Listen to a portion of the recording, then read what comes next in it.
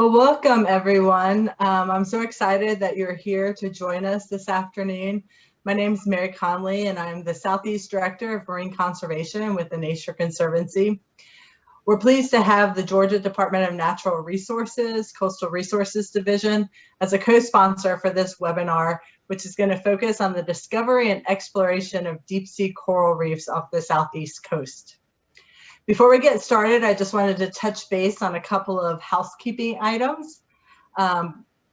Participants will be kept on mute to minimize background noise throughout the session. If you have any questions, we welcome you to enter them in the chat box at the bottom of your screen. We will have time for Q&A at the end of the session and look forward to your thoughts and things you'd like more information on. If you're not already in speaker view, that's a great way to be able to see both the presentation and the person speaking at the same time.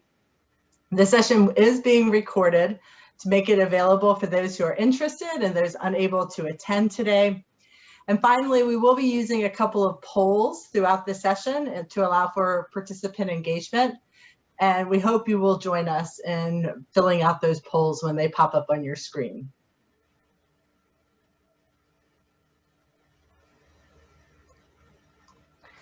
The Nature Conservancy began protecting land along the southeast coast over 50 years ago. And for the last 15 years, we have been working through the South Atlantic Seascape Program to extend that great coastal land protection work into the water. In those efforts to engage partners from North Carolina to Florida in the conservation and restoration of coastal and marine resources. Along the coast, that means conserving wetlands that help mitigate coastal flooding, restoring oyster reefs and working with oyster fishermen.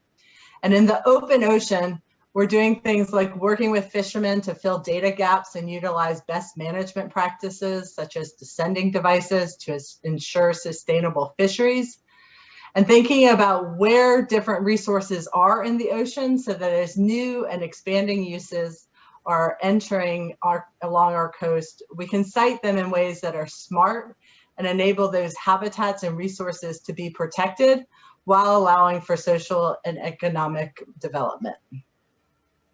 In 2018, we completed the South Atlantic Bight Marine Assessment, which is a regional mapping product to better understand our coastal and marine habitats, the species that live there, and how they move across the coast.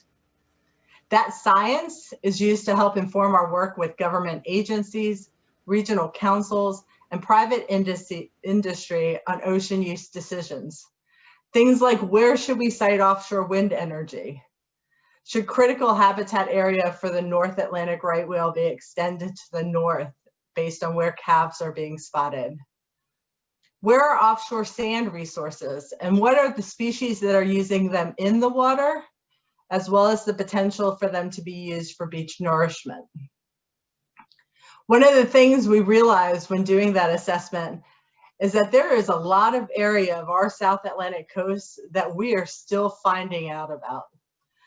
There are areas of the continental shelf and further offshore that have never been mapped or explored. And in our thinking about both the future and the current activities, understanding those areas will be important to ensuring a healthy ocean for people and the species that live there into the future. That's why we're so excited to have this webinar today to be able to share with you recent expeditions along the South Atlantic coast, led by NOAA, the Okinos Project, and to give you a chance to just see the amazing sites that sit underneath the ocean, things that when we look out at it from the beach, we perhaps don't understand just the diversity and biodiversity of the waters and the seafloor underneath. Before we get started, we'd love to hear and see where you're from. So I'm going to ask Emily to pull up a quick poll. If you guys could complete that and give us a sense of where you're at.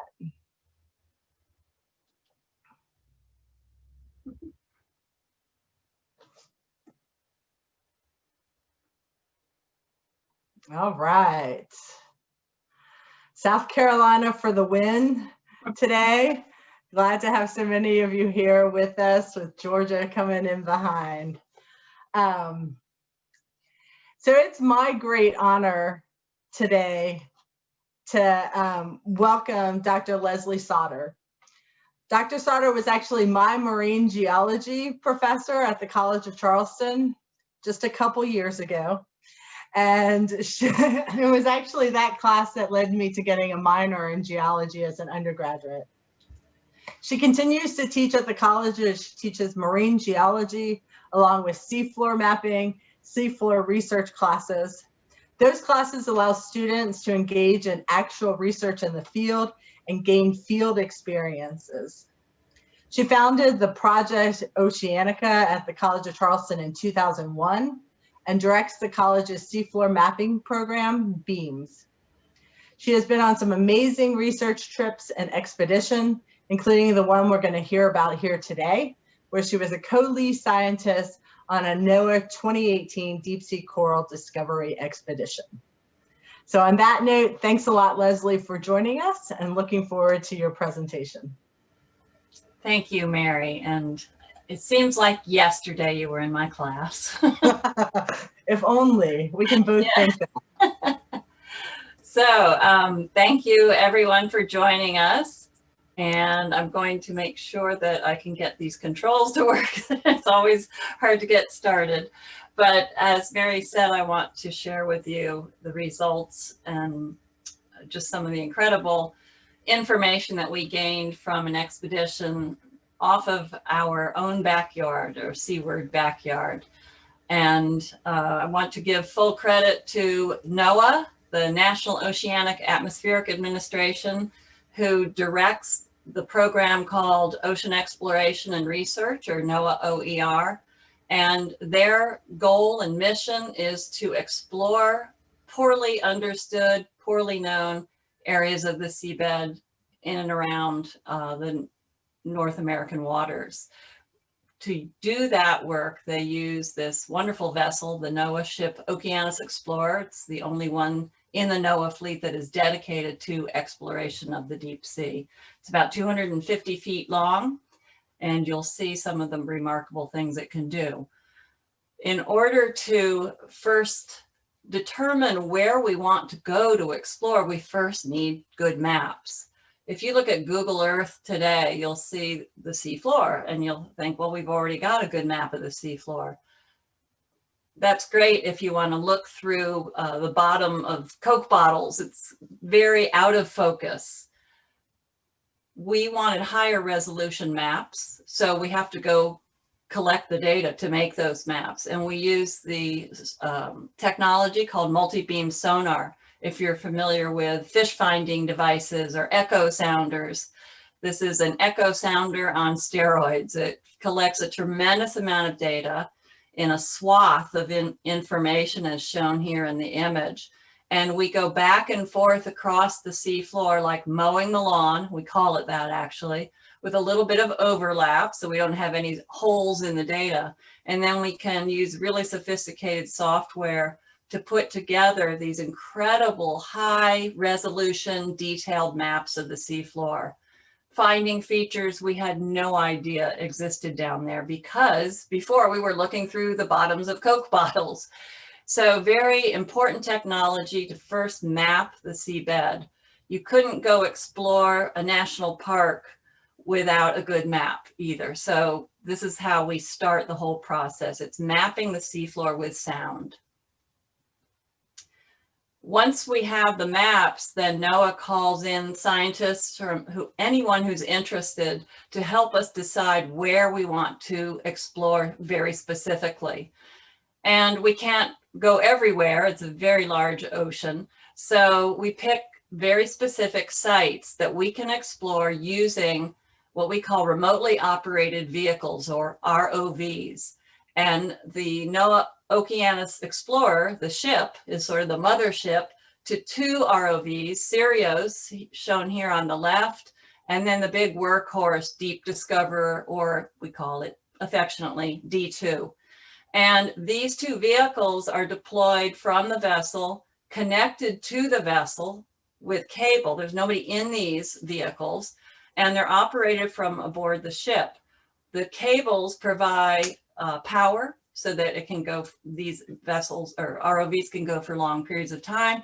And as importantly, it also sends video back in real time as the vehicle is exploring the seabed. We are seeing what it is seeing. So we call, when we use other instruments to see what we can't see with our own eyes, ground truth.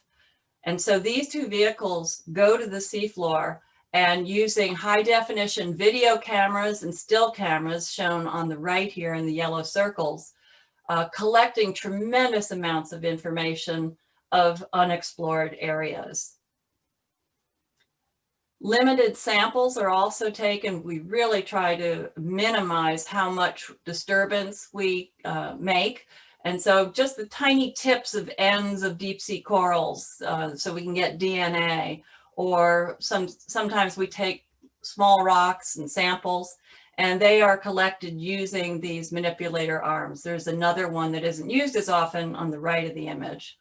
And then those samples are stored in either open boxes or bins that are tucked underneath so that the sample material doesn't float away or get out. And to give you a sense of the scale, I'm 5'8". These are large vehicles, or D2 is particularly large and very powerful.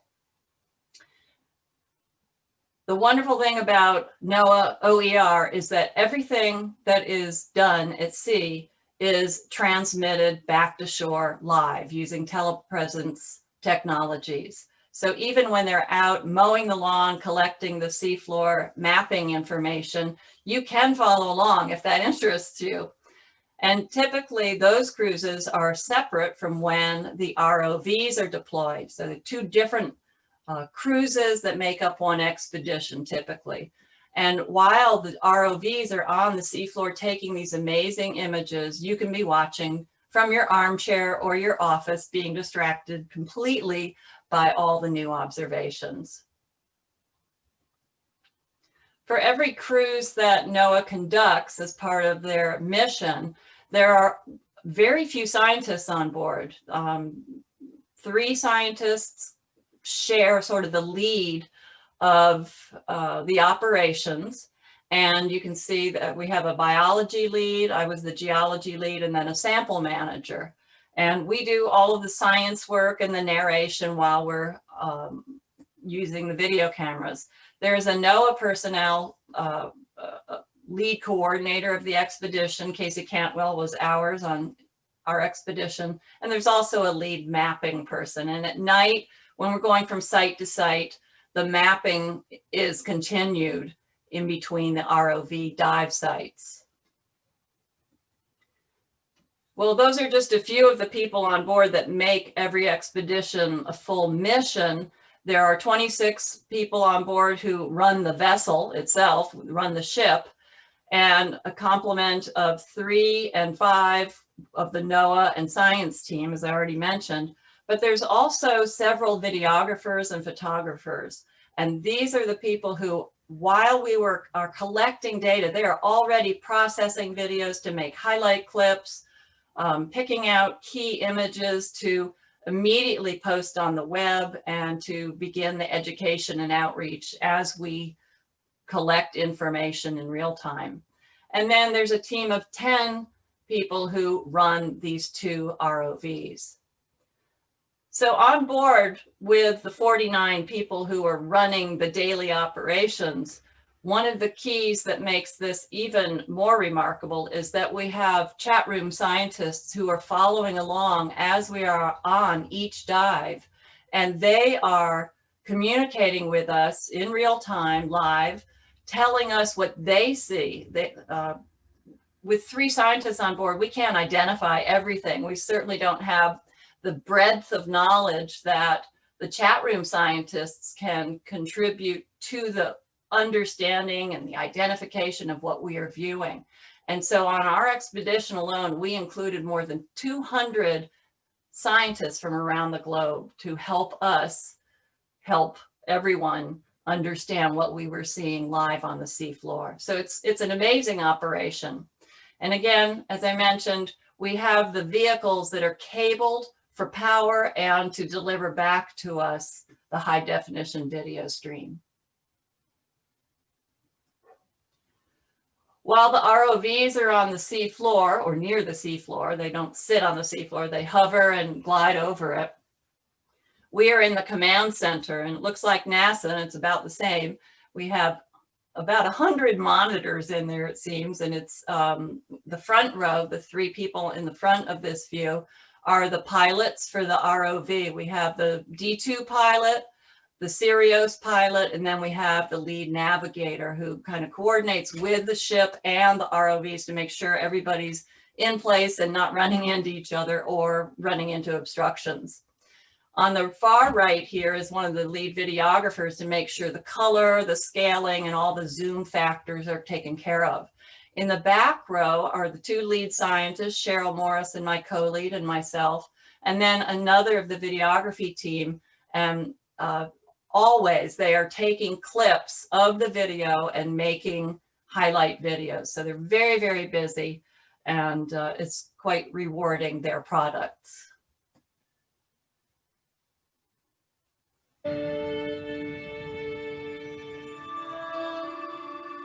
Given the proximity of so many millions of people that live along the southeast coast, it seems that, of course, this area would be very well known and we would know exactly where everything is, and that's so not true.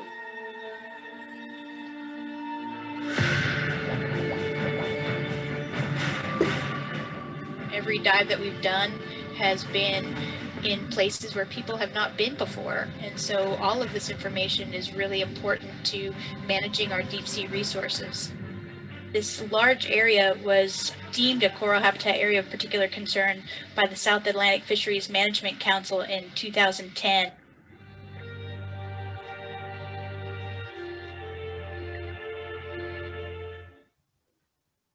That video was a portion of a longer video that you can find on the NOAA website, and I'll provide that link later on. There are many great short videos that you can watch.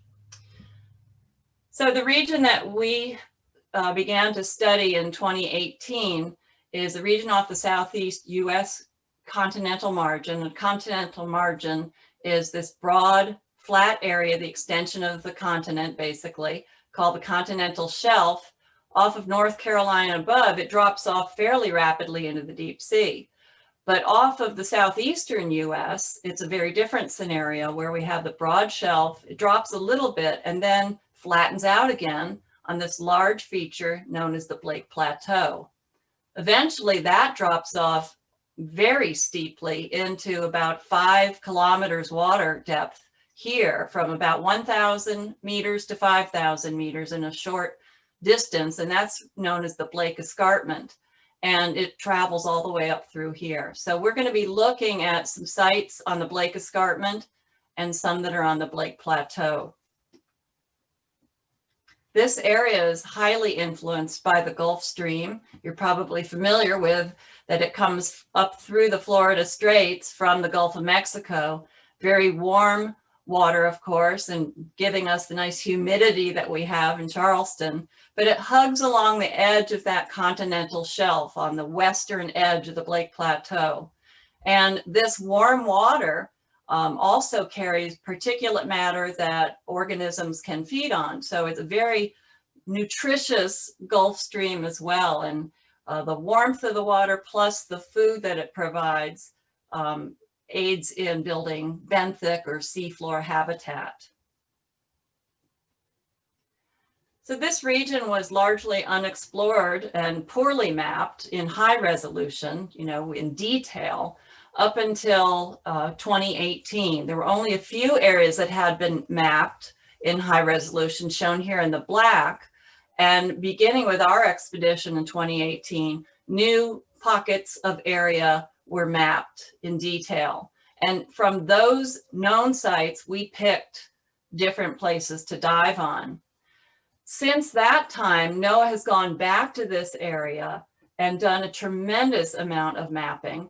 And so at this time, we have all of this area now mapped in high detail, high resolution. Still big areas of the Blake Plateau that have not been mapped. But you can see that there's a lot more detail there than what we previously thought. And I'd like to give a little shout out. My son is also a seafloor mapper, and he works with NOAA, and he put this together for me for these presentations. I want to zoom in on what, if you look at Google Earth or another application called GeoMap app, this is the kind of resolution of the Blake Plateau that you will find today. Overlaying on that is our new data. So you can see a lot more detail. You see gullies, a lot of areas with changing topography, ledges, big ledges here. And then there are some areas that really are just very flat. So lots of information learned recently and a lot more to learn. In the areas that we already knew about, and that video I showed earlier mentioned the South Atlantic Fisheries Management Council has designated this area, the Deep Coral Habitat Area of Particular Concern, HAPC, in red. And these are areas where we know deep coral exists. And all the blue dots are areas that have been ground truthed, as I mentioned earlier. We've actually visited the seabed either with submersibles or ROVs just in the last couple decades. So the dots are there where we know there's deep coral. There are plenty of areas that we haven't visited yet. And we didn't have any maps out here until recently, and these dots were just since NOAA did the mapping. The circled areas are the ones that we visited on my 2018 expedition, and I'm going to be showing you some of those results today. We seek areas that we feel might have vulnerable marine habitat. They might be rocky areas, and a lot of invertebrates require a hard rock surface. We call it a hard substrate, so that they can attach to them, especially in areas with high current velocities. They have to have something to hold on to. And so we look for areas that might be rocky bottom, and we also look for areas that we think might host other organisms. We are interested to find out if we can identify existing species, new species, if we see organisms that are living outside of their range that we thought where they live. Now we're finding them in new places. That's called expanded ranges. And the other thing that's so key is that we are able to see the interactions among different organisms. We see what anemones live with what corals, and we see what sea stars are eating and where they live. And we see all these associations that you can only begin to understand by watching them through the eyes of a camera, because we can't get down there in person. We also look at areas that have methane gas seeps. Those are typically farther north from the areas I'm talking about today, so I won't be covering them. And also maritime heritage sites. These are the shipwreck sites. We explored one of those as well, but I won't be covering that in today's talk. That's not my area of expertise at all. So we're going to focus on the deep sea corals. And I will mention that in many habitats where we find and search for deep sea corals, we also find deep sea sponges. And coral sponge communities are very important to examine, because we need to know where they are, what makes them tick, basically, and also, do we need to protect their habitat? Who else lives down in those habitats? Are we protecting corals alone, or are we protecting a whole range of species if we protect their habitat? So let me educate you a little bit about deep sea corals, because I'm sure many of you don't know very much about them. I didn't either until a few years ago. Deep sea corals do not have algal symbionts, meaning they do not have algae living within them. Algae require light in order to photosynthesize. We are looking at water depths where there is no light. The only light you see here is from the ROV itself. And so none of these corals have symbionts. they all require particles in the water. They're suspension feeders. So they have tentacles, just like even shallow corals, that can grab particles and push them into their open mouth. That individual organism is called a polyp, and it lives in a communal situation. All these little feathery things are polyps. Now, there are different types of coral, many different types. The pink one here is called madrepora, and it's an octocoral, meaning it has 8 tentacles. But the key species that we are looking for is the one that is white here. And if you've ever heard of coral bleaching, you probably think, oh, those are dead. But actually in the deep sea, bright white coral is a stony coral, meaning that its exoskeleton is showing very nicely. The polyp lives within the exoskeleton. In fact, I have a little close-up of the polyps peeking out of the exoskeleton. And they are stony in that they're not soft corals. So they have this hard framework. And when they are alive, they are bright white. When they die, the living coral polyps, of course, die, but the stony coral framework is still there. And that's why it's so important, because it becomes a substrate. It becomes the hard surface onto which other organisms can attach. So if there's no rocks around, there are exoskeletons instead for very small organisms to attach to. And what you typically see is that the dead coral framework, the stony coral framework, or rubble in some cases, it's broken down, is hosting many, many organisms. And it makes the coral look brown initially instead of that bright white. And then eventually other organisms start to attach and grow out of it or onto it.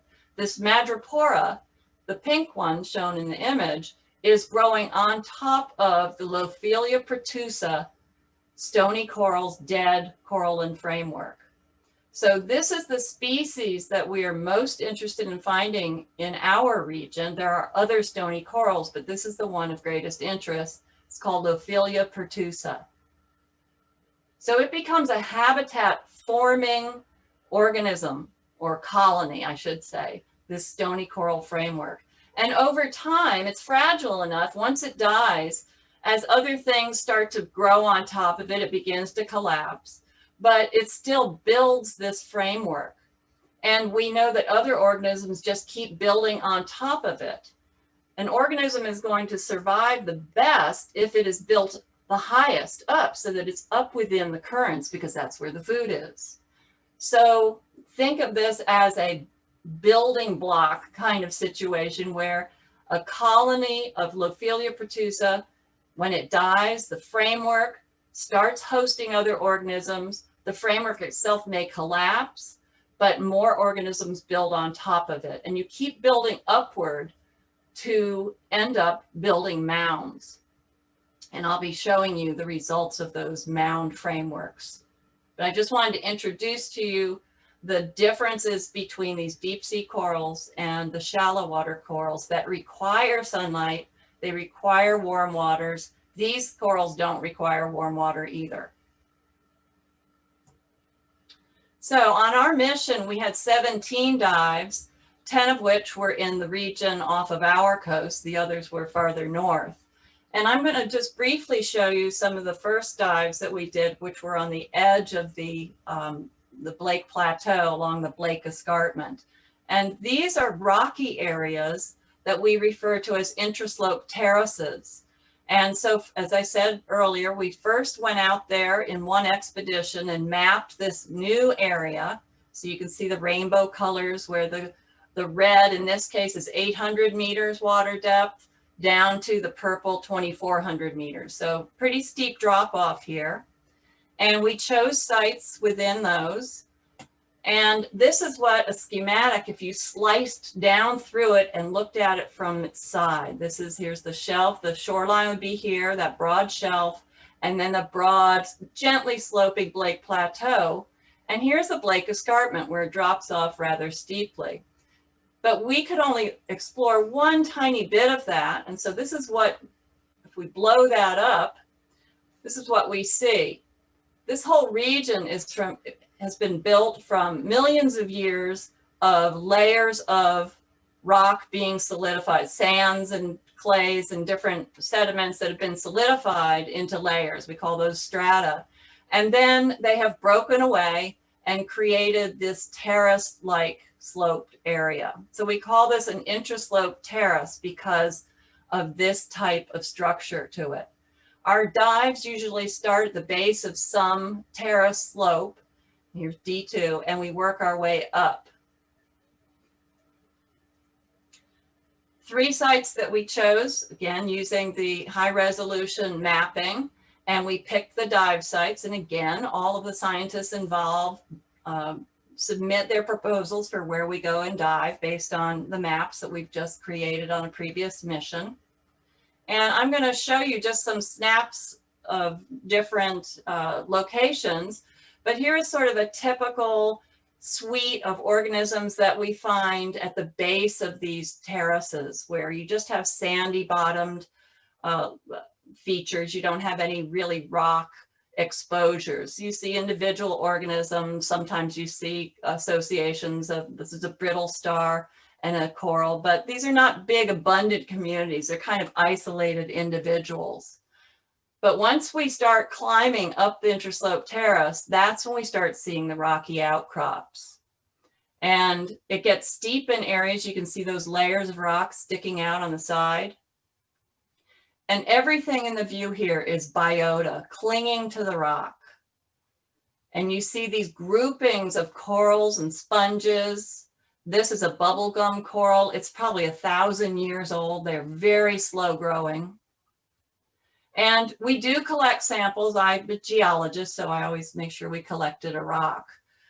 The dives all have incredible information. And I can't show you all the dives. Unfortunately, any individual dive is from 6 to 8 hours long. So we grab different still shots to show you a little more breadth of what we saw. And here again, these are the layers of rock exposed. So these are hard surfaces. All of these are different coral species. This is a sponge, a glass sponge. And it's just incredible habitat with high diversity, meaning high numbers of different species. This is a candelabra style bamboo coral, and it is probably 1,000 years old. They're very slow growing. And again, if we sample these, we don't just grab it at the base and take the whole thing. We just clip a little end of it so we can get some DNA sample, and we can get enough of the hard material so that we can age date it as well. So those were the areas along the Blake Escarpment, but the really fascinating areas, although I do like the rocks exposed, are the mounds. And I talked earlier about how the mounds are also are generated by organisms growing on top of dead stony coral and more organisms piling up, and they create these vertical mounds. They're also known as bioherms. So I'm going to show you 4 different sites that we visited. The first being beneath the Gulf Stream on the western edge of the Blake Plateau. And so these are at water depths of 600 to 850 meters. And the mapping shows all this pockmark. It almost looks like the seafloor has acne or something. But it does have some large carved out gullies and ledges, all sorts of topography we didn't know was there. But the most important thing is that the Gulf Stream is moving right across this area, providing food. So it's cold water down on the bottom. It's warm at the surface, of course, but the key is that it's providing nutrients and food. So we picked a few sites. We picked a few of these mounds, one which was 100 meters in vertical relief, or the height of this. 100 meters, that's the length of a football field. So it's really an amazingly tall structure. Here's a topographic map if you know how to read those. And this one is off of Jacksonville. It is one of many. You can see every one of these is a mound.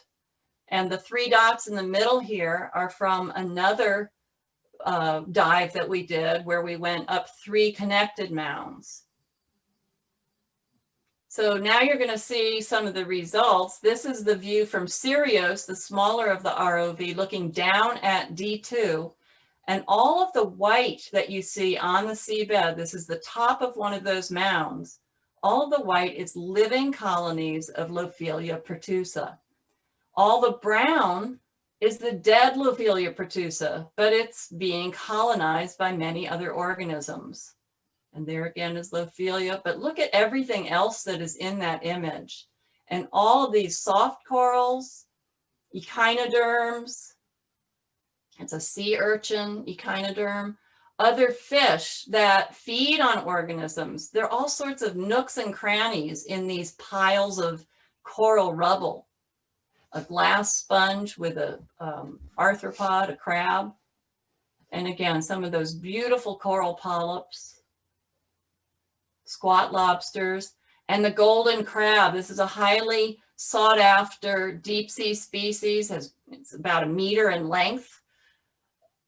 And of course, there are fish and sea stars. But you can see how much rubble there is. Everything on the seabed here is dead coral rubble with living organisms populating it.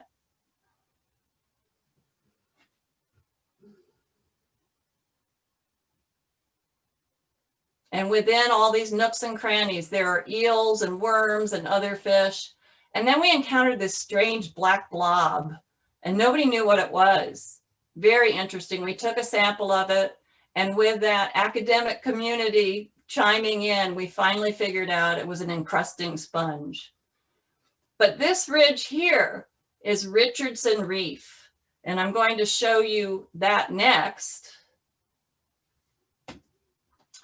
Richardson Reef is part of a system of reefs that have become very famous, actually. And so our dive site, we actually planned to dive farther west, but the Gulf Stream was so strong that we couldn't dive on the western edge here. So we kept getting pushed to the east, and we ended up finding an area that we could dive safely on. And this was the map we were using.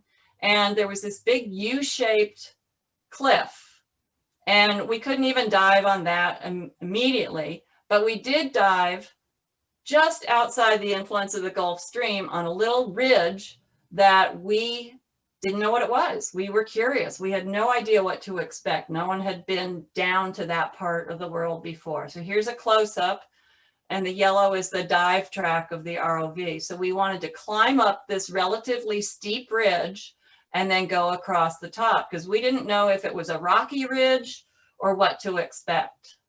And what we found at the top of that ridge was an incredibly dense and thriving community of deep sea corals and all of the related organisms that make this an incredibly biodiverse habitat. Again, the white is Lophelia pertusa. Here's your madrepora, but all of this is the dead Lophelia pertusa becoming habitat for other organisms, but still very much a thriving community of organisms. So that area was down here, and these ridges, if it looks like that in the region that we, or if there's coral down in the region that we dove on, it's likely these are corals. And fortunately, immediately after our expedition, Cheryl Morrison, who was my co-lead scientist, she was on an expedition with the submersible Alvin, and they went to the connected area, to our location, and they dove along this series of bumps, and you can see them here in 3D.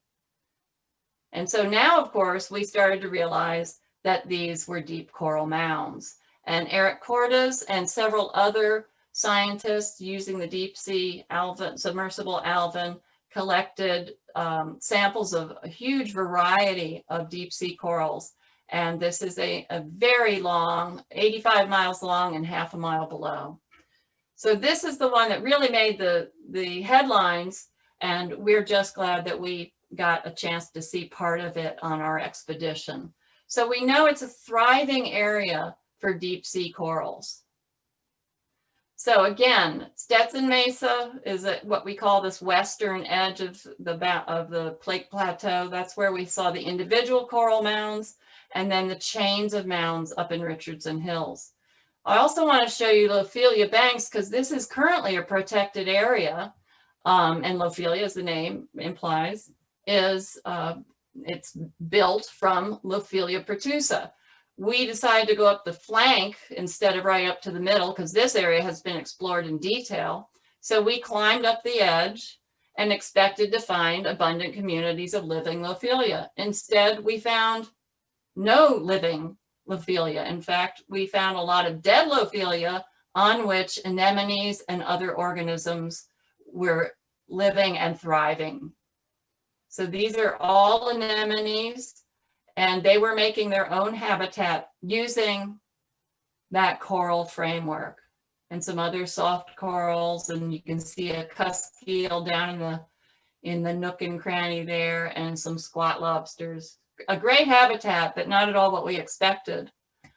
This protected area is also home for adult wreckfish. And if you've ever had a wreckfish, it's very tasty.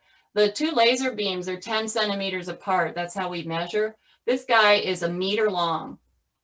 That's a lot of fish, and that's a lot of tasty food. So they are, their only known spawning area is off of Charleston at a feature called the Charleston Bump.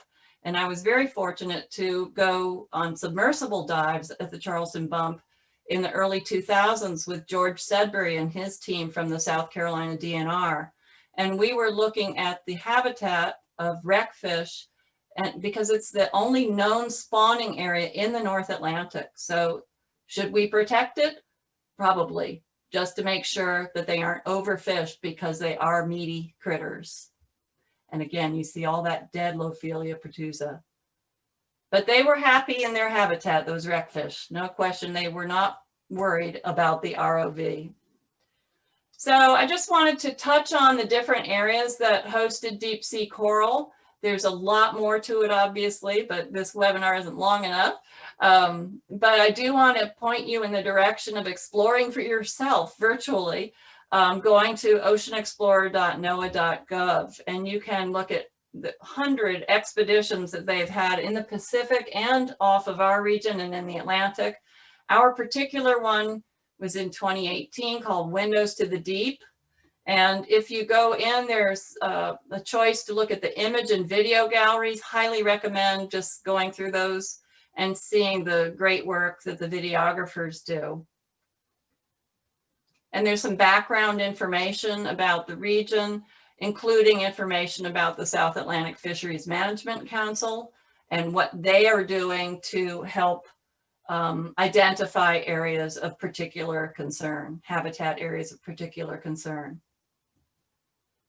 Deep Search, that was the expedition that followed ours with the Alvin, so you can learn more at their site.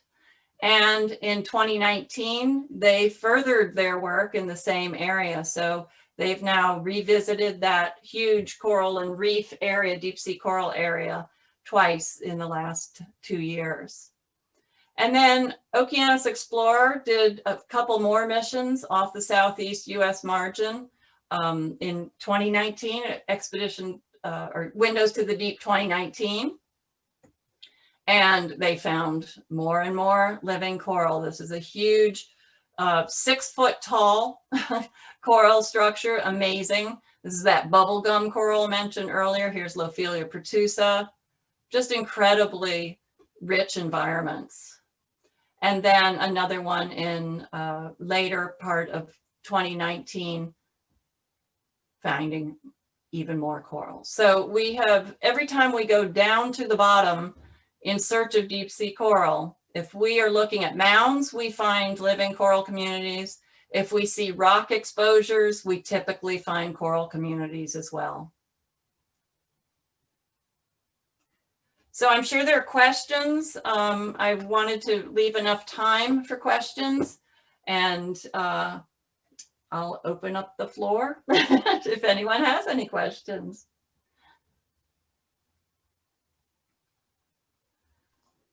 Great, thank you so much, Leslie. Before we move into questions, we'd love to, we do have one quiz to see how well folks were listening. So if we could pull up the poll.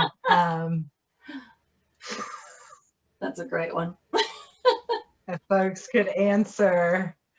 We're trying to just to give you all a little bit of a sense of the height of these corals relative to these coral mounds.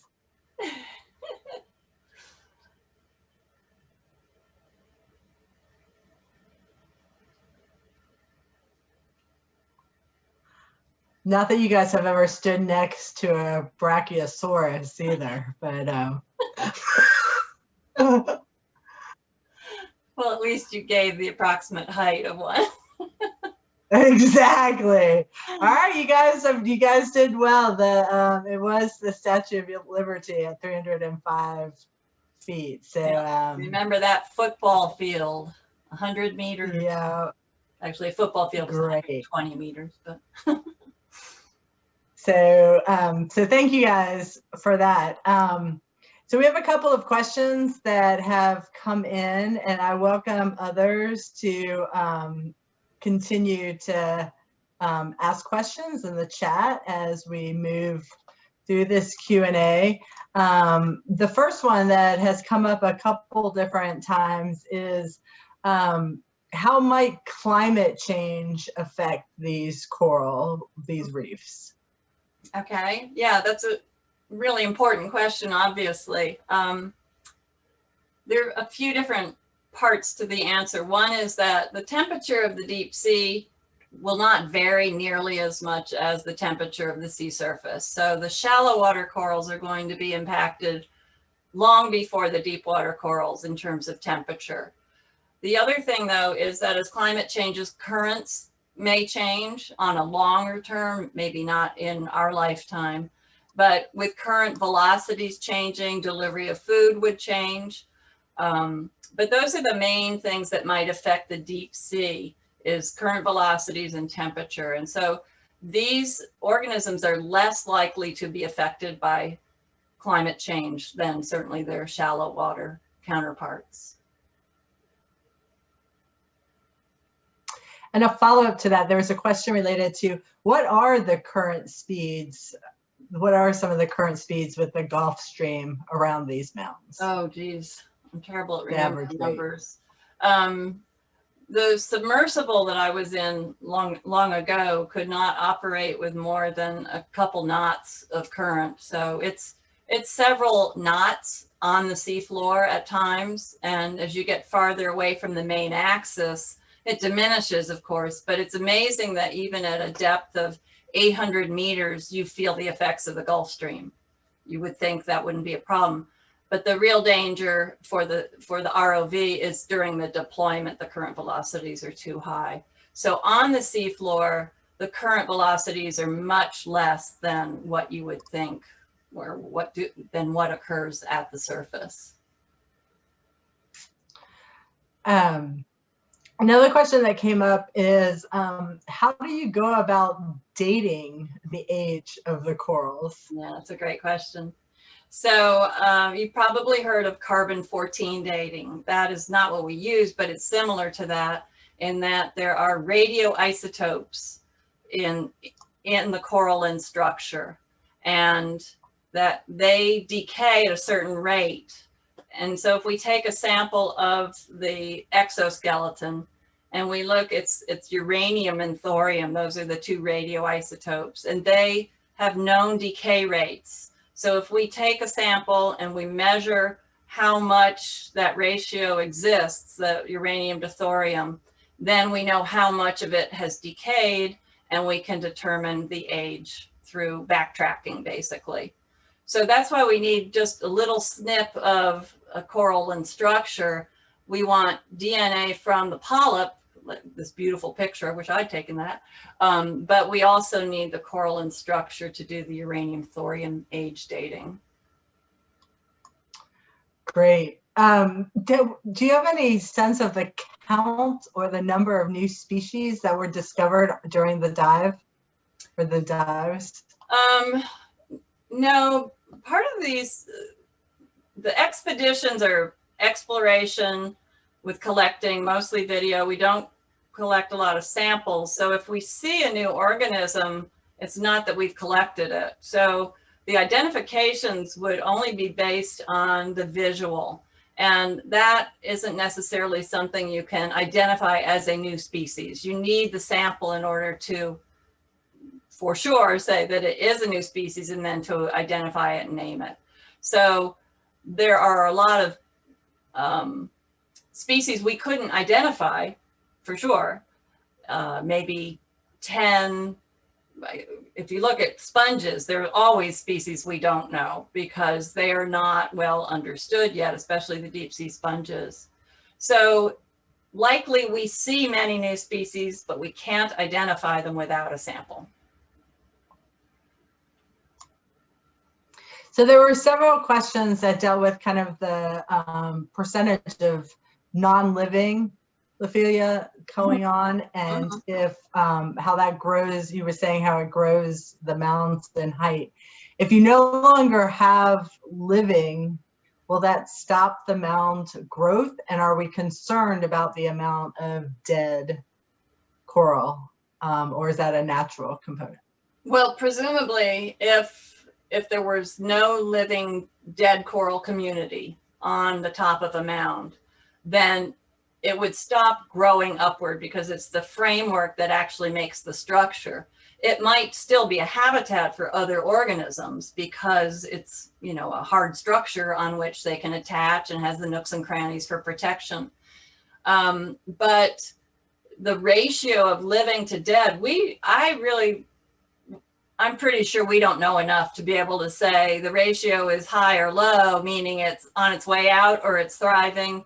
We just don't know. And I imagine it also has a lot to do with how much current and food is available at the moment you're looking.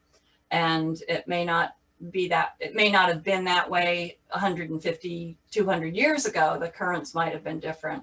So I imagine that these long-term growths, I didn't mention that some of these coral mounds that have been studied in other parts of the world, we haven't actually cored through one of ours, but they are tens of thousands of years old, maybe as much as hundreds of thousands of years old. These are very old structures. So right now, there may be a certain percentage living at the top, but it's been living for a very long time. So we have a lot to learn. We got to go back. Yeah, always have to go back, right? Is this unique to the Southeast in terms of the number of mounds and the age of the mounds? That's another thing we don't know enough about. We don't have the high resolution maps. We didn't know about what we had until the first high resolution maps in 2013, where we discovered the area that I showed you, a couple mounds. We call that Million Mounds. We didn't even know that was there. And so it's just, it's a matter of mapping first and then exploring second. And I suspect there are many parts of the world that host these deep coral communities. We do have a unique margin. That Blake Plateau is very broad and flat and has the effects of the Gulf Stream. So that combination of things might make it different, or at least more plentiful in terms of coral, deep sea corals, than other areas. My colleagues who worked with me both on the NOAA expedition, and they are the real coral experts, they're the biologists who study deep sea corals. We are collaborating on a chapter in a deep sea coral book to, our chapter is on the southeast margin. So when that book comes out in about a year, we'll be able to compare our area to other parts of the world that are already known. Are there berths for student volunteers on OER cruises? Is one of the things that came up. And also just kind of how could interested students get involved beyond watching the live Well, there are a couple things. NOAA OER has an Explorer in Training program. It's an internship.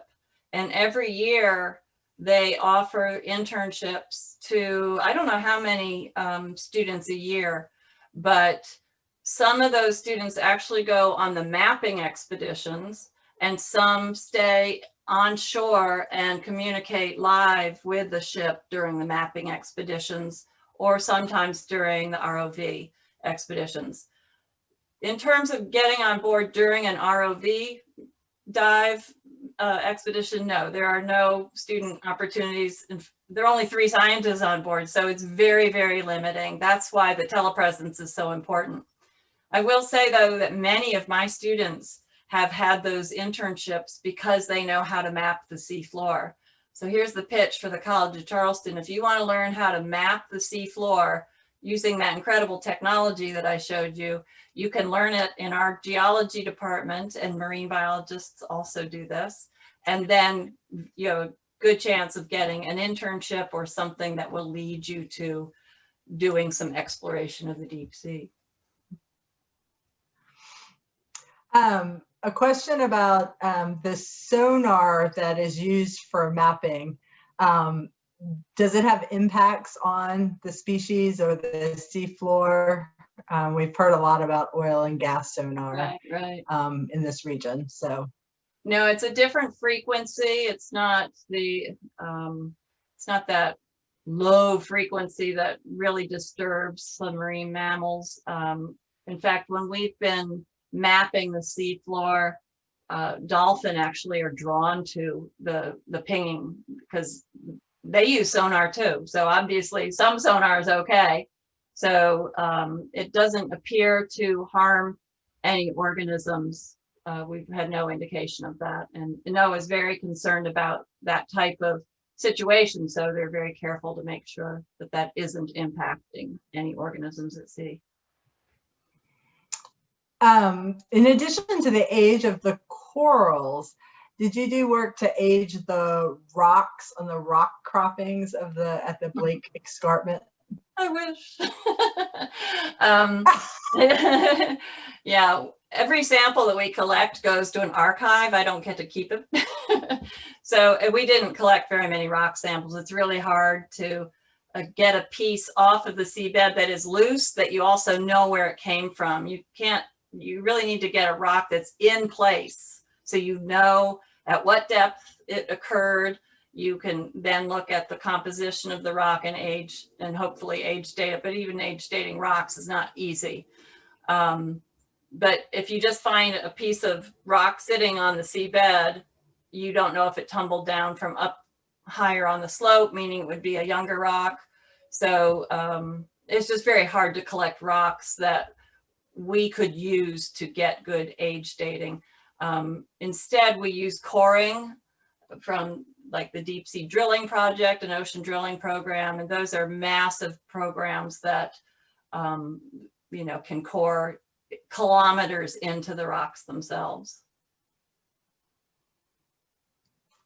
Great. Well, I know we're coming up on our 5 o'clock time. We can stay on board a bit closer. One of the questions that did come up, a lot of people know about Gray's Reef National Marine Sanctuary as an example of a hard bottom area.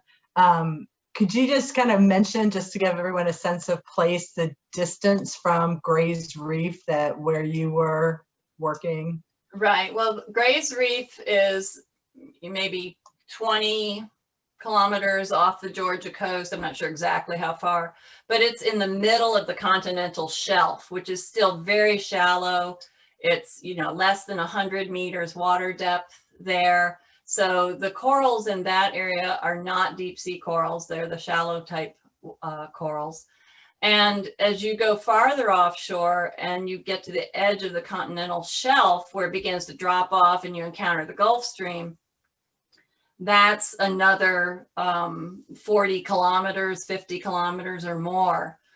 So it's quite a ways from the Gulf Stream influence and where it gets deeper.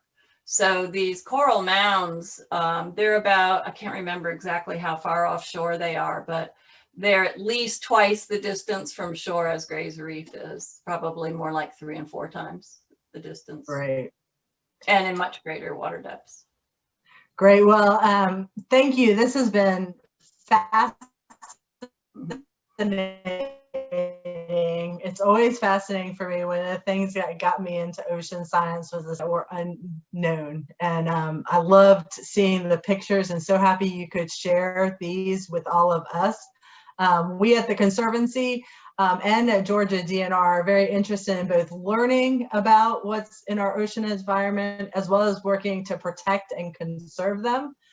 Today is Giving Tuesday, so if you are interested in supporting our coastal and marine work, we would love to have you do so. There's some information on how to connect to the Nature Conservancy on the website now. Thank you very much for joining us, and have a great rest of your day. We have one last poll for you as you're jumping off. Thank you, Leslie. I think we got to most of the questions, so we can. Attending.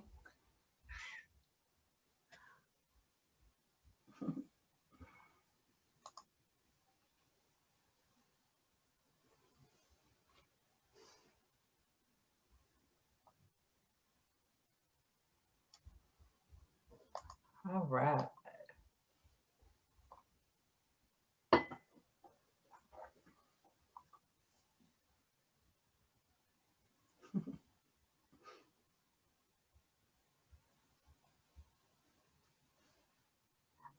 Yes, we will be having the recording available for those who would like to see it later, and plan to send it out with a couple of the facts that we learned during the meeting and during the Q&A. Jay did make a comment about bubblegum coral. The farthest south had been Virginia, so it may have been a win to spot it down here. Do you know anything about that, Leslie? No, I don't recall hearing anyone being very surprised at bubblegum coral. We saw it in a few places, so I'm surprised at that, Jay. I was not aware of that, and I'll have to inquire. Yeah, I do love the fact that you have a favorite deep water coral, though, Jay. Well, I'm glad I had pictures of it for you. Yeah, I think we hit, otherwise I think we hit most of, you had gone over the symbiote nature so much, or, you know, the needs. So I think we got that covered.